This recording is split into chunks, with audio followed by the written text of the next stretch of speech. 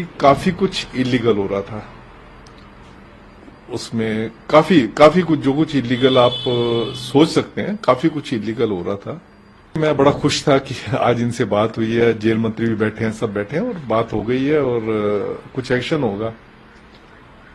पर उससे 2 दिन के बाद ही मुझे डायरेक्टर जनरल ने कहा कि आपने अच्छा नहीं किया जाके।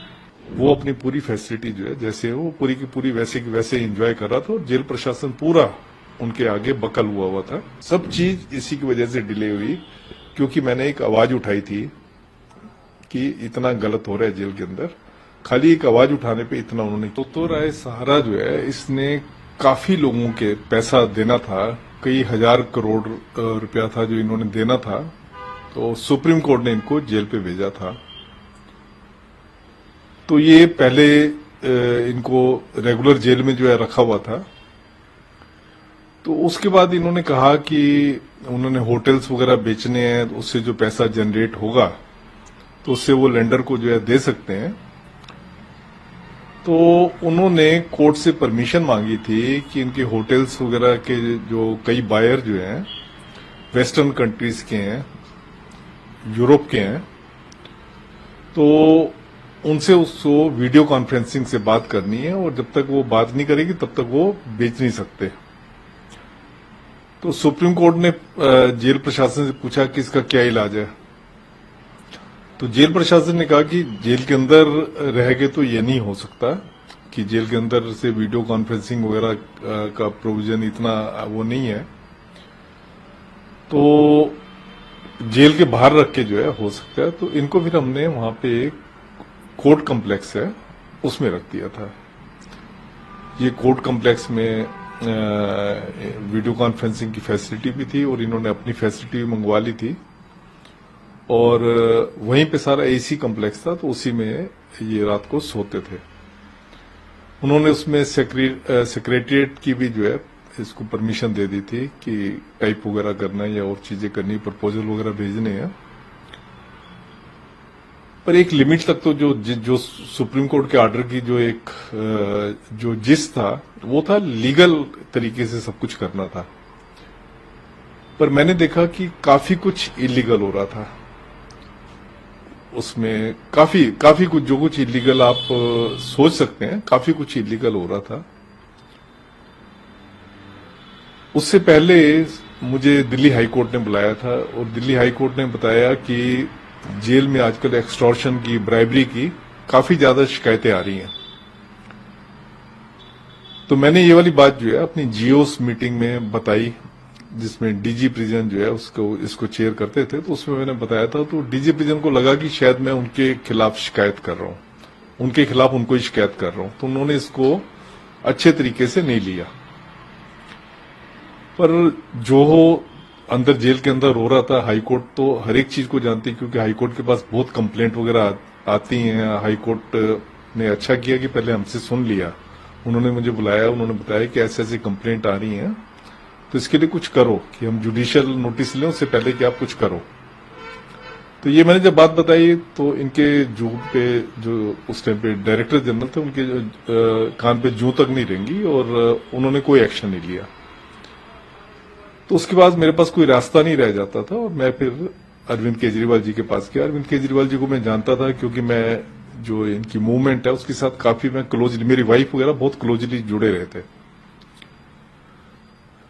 तो उनके पास गया, उनको मैंने बताया जाके, पहले उनके ऑफिस में गया। मेरे एक दोस्त थे, उन्होंने मेरे को पहले ऑफिस में मिलवाया। फिर इन्होंने कहा कि आप घर पे आ जाना, तो मैं घर पे गया इनके। तो वहां पे जेल मंत्री भी थे। तो मैंने उनको बताया कि ऐसे ऐसे जो है सुब्रत राय सहारा जो है, ऐसी ऐसी जो इन्होंने फैसिलिटीज ले रखी हैं जो कि इनको नहीं मिलनी चाहिए, और ये फैसिलिटी सारी जो है ये जेल प्रशासन की मिली भगत के साथ हो रही है। तो अरविंद केजरीवाल जी ने कहा कि आप इसका वीडियो बना के ला के दे सकते हो। तो मैंने कहा वीडियो बनाना मेरे लिए ठीक नहीं रहेगा, आपने आना है तो आप आके आप किसी भी टाइम आ जाओ और आप उसमें सरप्राइज चेक कर लो, आपको पता लग जाएगा। फिर वो कहने लगे कि ये जो डीजी प्रिजन होता है ये तो हमारे उसमें नहीं होता, क्योंकि वो आईपीएस अफसर होता है, वो तो सेंट्रल गवर्नमेंट के उसमें होता है, तो उसके खिलाफ पता नहीं हम कुछ कर नहीं सकते हैं, नहीं कर सकते, पर जो डीआईजी है उसके खिलाफ हम कर सकते हैं। तो पर फिर कहने लगे कि अगर हमने छापा मारा और सब चीजें मिल गई तो ये तो फिर सुप्रीम के ऊपर एक्शन बनेगा। तो मैंने कहा सुप्रीम के ऊपर एक्शन बनेगा, जब सुप्रीम के ऊपर आप एक्शन लोगे तो उससे आपको पता लग जाएगा, वो अपने आप बता देगा कि सब कुछ मैं डायरेक्टर जनरल के कहने पे कर रहा हूं। तो इन्होंने कहा ठीक है। तो करके मैं बड़ा खुश था कि आज इनसे बात हुई है, जेल मंत्री भी बैठे हैं, सब बैठे हैं और बात हो गई है और कुछ एक्शन होगा। पर उससे 2 दिन के बाद ही मुझे डायरेक्टर जनरल ने कहा कि आपने अच्छा नहीं किया, जाके आपने गरीब आदमी को फंसवा दिया, पता नहीं क्या कौन सा गरीब आदमी था। तो मैंने कहा ठीक है, जो चल रहा है, जो मैंने मेरा दिल कह रहा था मैंने अपने दिल के हिसाब से किया है, जो मुझे ठीक लगा था मैंने किया है, आगे जो आगे होगा जो देखा जाएगा। पर कुछ भी उसके ऊपर हुआ नहीं, बल्कि जेल मंत्री उसके बाद जो है उन्होंने हेडक्वार्टर की विजिट भी की, तो उन्होंने जाके उनको कहा भी, जो जेल के डायरेक्टर जनरल और दूसरे अफसरों को कहा भी कि अब तक तुमने जो गलत कर लिया, इसके बाद आगे और गलत नहीं करना। मेरे सामने का, मैं भी बैठा था उस मीटिंग में। तो बस इतनी बात हुई, पर अल्टीमेटली कंक्रीट कुछ नहीं हुआ। वो अपनी पूरी फैसिलिटी जो है जैसे वो पूरी की पूरी वैसे की वैसे एंजॉय कर रहा था, और जेल प्रशासन पूरा उनके आगे बकल हुआ था, झुका हुआ था। इवन जेल ऑफिसर जो है जब उनके जाते थे उनके पैरों को हाथ लगाते थे। तो मेरे को ये चीज अच्छी नहीं लगी कि एक इतने सीनियर लेवल के आदमी जाके उनके पैरों को हाथ लगा रहे हैं। तो खैर चलता रहा। उसके बाद इन्होंने जब हुआ तो मेरे को हैरेस करना शुरू कर दिया, क्योंकि आज तक का मेरा रिकॉर्ड था कि एज ए लॉ ऑफिसर 96 में मैंने ज्वाइन किया था एज ए लॉ ऑफिसर। मेरी सारी सीआर जो है आउटस्टैंडिंग जा रही थी, आउटस्टैंडिंग। मेरे को कभी एक मीमो नहीं मिली थी, इन्होंने मीमो देनी शुरू कर दी, परेशान करना शुरू कर दिया। बात बात में कोई बात भी नहीं होती थी, मीमो दे देना और उसको दिल्ली गवर्नमेंट को भेज देना कि एक्शन लेने के लिए। क्योंकि मेरे लिए जो मैं क्लास 1 ऑफिसर था, क्लास 1 ऑफिसर में लेफ्टिनेंट गवर्नर जो है कॉम्पिटेंट अथॉरिटी होती है। तो इन्होंने ऐसे परेशान करना शुरू कर दिया। मैंने कोशिश की कि लेफ्टिनेंट गवर्नर को मैं मिलूं जाके, और मैं मिला भी। उन्होंने कहा कि आप हमारे सेक्रेटरी से बात कर लो। मैंने सेक्रेटरी से बात की, उनको मैंने बताया कि क्या इस टाइम जेल पे चल रहा है। पर उस टाइम ऐसा एक माहौल चल रहा था जिसमें कि मतलब उनकी जैसे होता है ना, गाड़ी बड़ी तेज चल रही थी।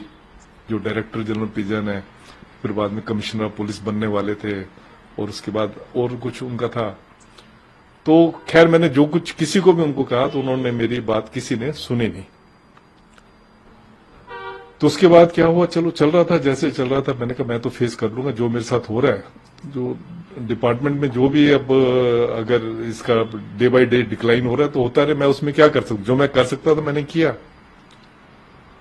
उसके बाद इसका फ्लैश पॉइंट आया कि जब मैं रिटायर हो रहा था, मैं 29 जुलाई को रिटायर हुआ, मतलब 29 जुलाई जो लास्ट वर्किंग डे था।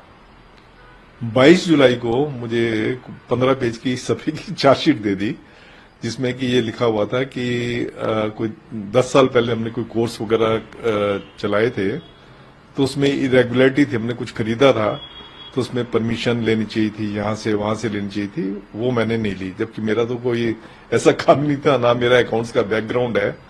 तो खरीदा भी डायरेक्टर जनरल ने, सब कुछ डायरेक्टर जनरल जो उस टाइम पे थे उन्होंने किया था। तो उन्होंने मुझे चार्जशीट दे दी जस्ट हैरेस करने के लिए। तो करीब करीब 4 या 5 साल तक ये चार्जशीट वगैरह चली। उसके बाद सरकार ने चार्जशीट को वापस ले लिया, एक्सोनरेट कर दिया मुझे।